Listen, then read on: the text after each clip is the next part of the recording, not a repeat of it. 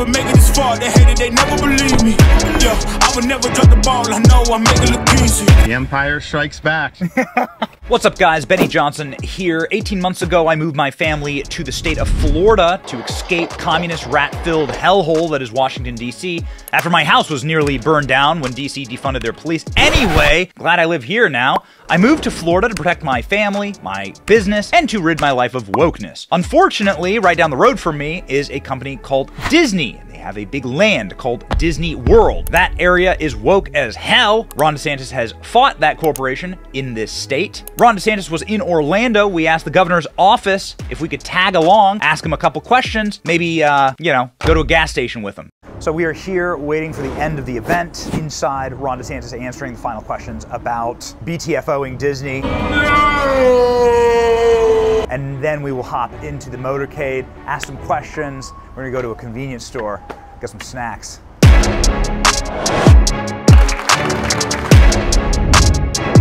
All right, everyone, stay tuned. We got more coming up, so be ready.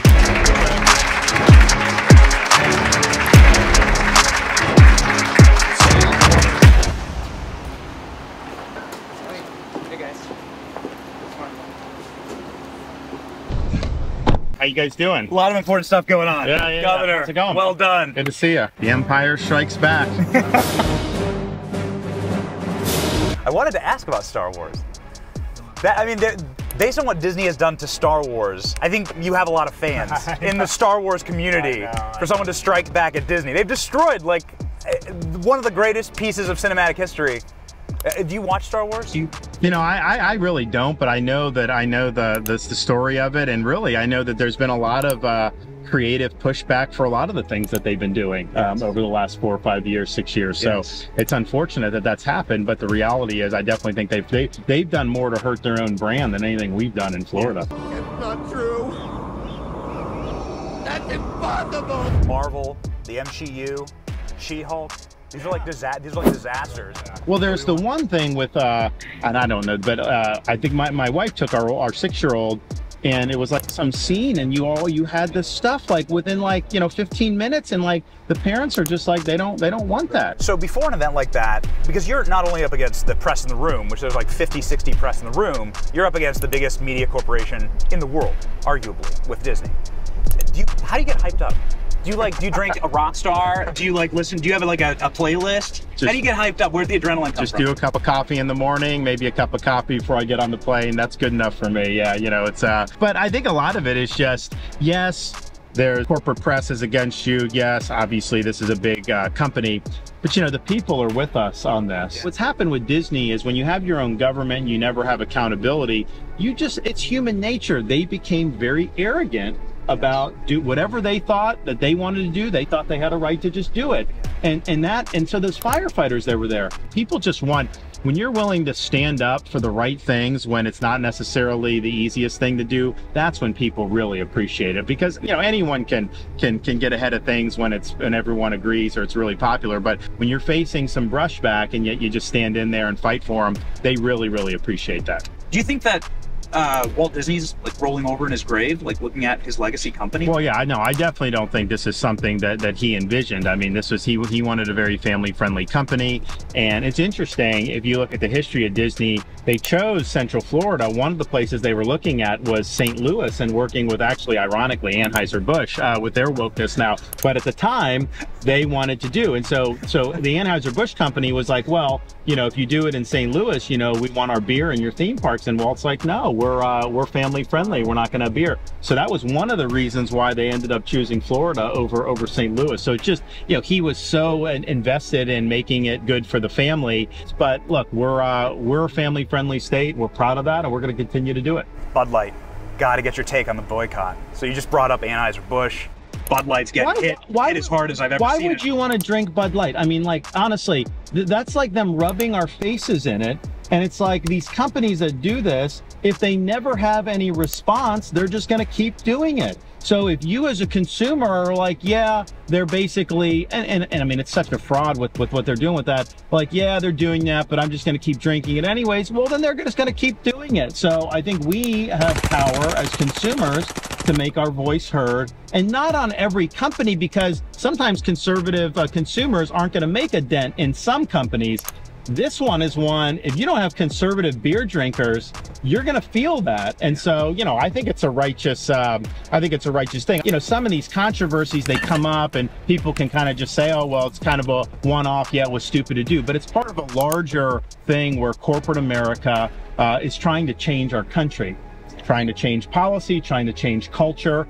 And, you know, I'd rather be governed by we the people than woke companies. And so I think pushback is in order across the board, including with Bud Light. All right, we're going to go inside? Sure. All right. Moving fast, already gone. Yeah, but you bringing me back. Try to double cross me, dog. Just let me relax. Will we ever see you drinking a Bud Light again? No, I don't think so. You know, I'm trying to think, like, what would I do if I had... Because there's plenty of photos of you, like the famous COVID one with you drinking the beer, right, with the bikers? That was a Budweiser. That was a Budweiser. I think so, so yeah. they've lost a customer. Yeah, I think so. But you know, my wife and I, they don't have it here. If we ever go out to just have a beer, which admittedly we don't have the ability to do that like we used to, Yeah. you know, we actually like the stout, the Guinness. Yeah, Yes. that's what we do. So, Okay, you know, Irish. Yeah, we were years ago, we went to Dublin, we went to some other places, and we've always been a fan ever since. So Asking about the greater issue of transgenderism, Dylan Mulvaney, of course, is what kicked all of this off. What do you think about men taking the role of women and taking really women's places in advertising, in sports, playing against them? And this seems like an existential threat to women.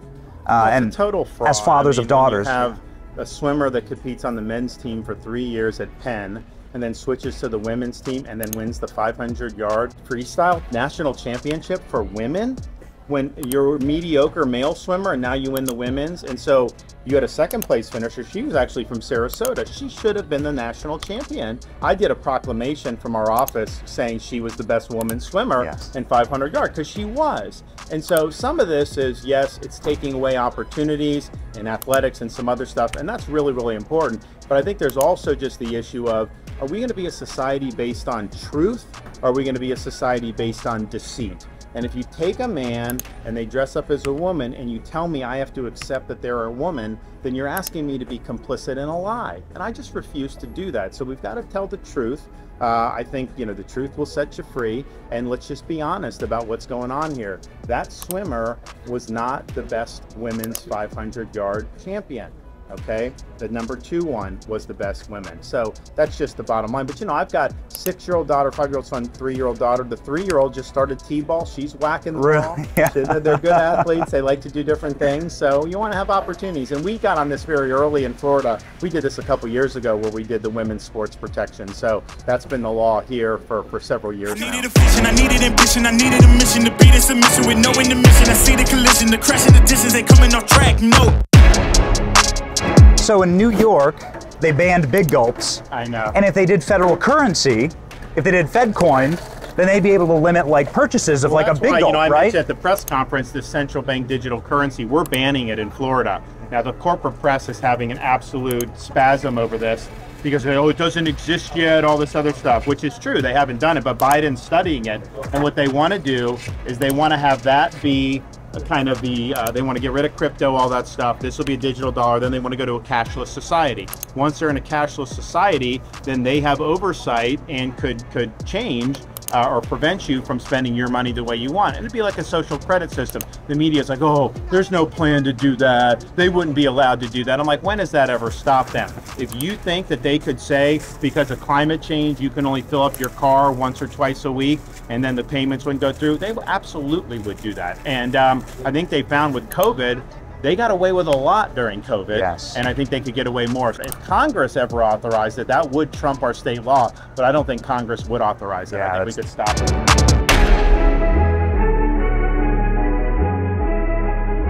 For the entire history of California, nobody had ever, on net, they never lost population. So this was always a place from kind of the mid-1800s until he became governor, where people would want to go to California, right?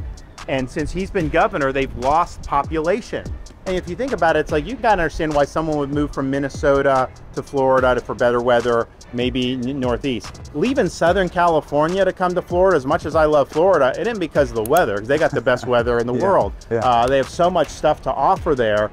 And the state is hemorrhaging people. San Francisco is a shell of its former self. People are using drugs on the street. They don't prosecute criminals. Public safety has just gone in the gutter. The COVID lockdowns, I think, were so draconian. Now, he would go eat at the French Laundry, but he would lock down other people. And those were really draconian. And I think they had a big impact on keeping kids out of school and really destroying the state. So they used to look to California as the land of opportunity. They now look at it as basically, what does dysfunctional government do? Dysfunctional government can take the state with more natural advantages than any other state in our country, all these great industries, great weather, and it could basically ruin it. What does it say that Elon wants to move Twitter out of San Francisco, and he's shopping right now? He's not paying rent anymore. He's going to move it out. Could Elon move Twitter to Florida? Would you support that? You know, I don't know. I mean, I know Elon, and I basically what I would tell him is like, okay, if you're going to move Twitter to Florida, are you bringing woke employees to Florida? Or are you bringing just your people? If it's just his people, then it may be good. But it's like, you know, and he did fire a lot of people at Twitter. What percentage of your staff did you fire at Twitter? One of the great business stories of the year. I think we're about 20% of the original size. So 80% left. Yes. And he's made the point that Twitter and other types of Silicon Valley companies, you know, they live in this intellectual cocoon. Woke ideology infuses everything. And over the last many years, they've been exporting that ideology via these social platforms all the way around the world. And it's really, I think, infected politics, culture in a very negative way. So I really applaud him for taking on Twitter, trying to moor it back towards facts and truth, and stop to always parrot the ideology and trying to censor beliefs that conflict with it. San Francisco, look, politically was never my cup of tea, right? But I mean, you go back 10 years or so, it was a very thriving, bustling city. People like to visit there. Who's taking vacations to San Francisco now? Nobody's doing that. I mean, it's just not something they're doing. So woke district attorneys, Soros district attorneys. Another dumpster fire, New York, obviously a big issue there. Two-part question. One, how can governors get the spine to get rid of their woke attorneys like you did in my hometown of Tampa? And then number two, does this set a precedent where DAs that are Republican, and there are a lot of them, can now suddenly go after the Bidens? For instance, Jim Biden had an entire Ponzi scheme here in the state of Florida. We have authority under the Florida Constitution to suspend local officials for misfeasance, malfeasance, drunkenness, a whole bunch of things they list in our Constitution. So that's what I relied on to remove the guy from Tampa. And he sued me, I won in district court, he's appealing all this stuff. But nevertheless, that was there. Not all governors have that necessarily. So like in Georgia, I think they're trying to create like an oversight board to be able to have oversight over prosecutors. And so yes, if you have authority, you should basically just tell all the prosecutors, if you put yourself above the law, or you're weaponizing your office for political reasons, we're gonna remove you. People that are on the left, a lot of times they never step foot in a red jurisdiction. They spend their whole time in DC or New York and all this stuff. So our legal system really has an imbalance. I mean, think about holding the swamp accountable in DC. Durham brought charges against that one guy with the collusion host. He got acquitted. Why did he get acquitted? I think he was guilty, but I think that was a swamp jury who is not going to convict a swamp critter. Meanwhile, you, somebody on the right in Washington, D.C., they can put you in there for jaywalking, you're going to get convicted. And so the left doesn't have jurisdictions that they operate in where they would have very unfavorable forums. And I think that that's an imbalance in terms of how you do. If you want to hold the federal government accountable, you're going to have to change the way people are held accountable in the court system. You know, having these trials in DC, I think that guarantees the swamp wins every time. And so even if you wanted to do things to hold the swamp critters accountable, if it's a jury that is people that are made up of the swamp, a lot of times they acquit. And I think that that's very, very unfair, but I think that that's what's happened. I don't think the founders envisioned DC becoming so partisan in one direction. Do you think there should be a district attorney in D.C.? Do you think there should even be a federal court system in D.C.? What I think you should be able to do, you should get rid of that. I think a U.S. citizen should be able to remove, if the swamp comes after you in D.C., you should be able to remove it to your hometown, like where you're at. So like if they came after you, you should be able to remove it to Tampa, because then you get a jury of your peers, and I think it's fair. But that would require legislative change. But part of the things I think we've been successful in Florida is we think about what's the structural arrangements, how does the left use that, and what can we do to reform to take it in a more conservative direction. Thank Appreciate you, it. Governor. Thanks, guys. Appreciate it. Yeah. All right. Stop assuming what we doing. Keep it moving. What we doing. Okay, that was Fast and Furious with Ron DeSantis ready to go through the Wawa. Got an orange soda, rocking it, wanted a chicken sandwich, maybe he gets it next time. But we got some important questions in. This has been Benny at Wawa, riding with DeSantis.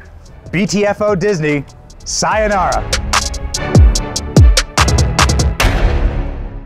Thank you for watching. Our channel's here to meme the libs until they cry and then to meme them crying. Their tears, they taste just like sweet, delicious ice cream. Salty, too. We ridicule the establishment and the libs because of you. Your support keeps us going. So if you like what you saw, please punch the subscribe button, click like, and ring the little bell so that you know when we're live. Don't you want to know when we're live? And make sure that you subscribe to our email list just in case the plug gets pulled, as tends to happen. If you want to see more of our videos, click here or here. My name is Benny Johnson. Stay free, Base Patriots.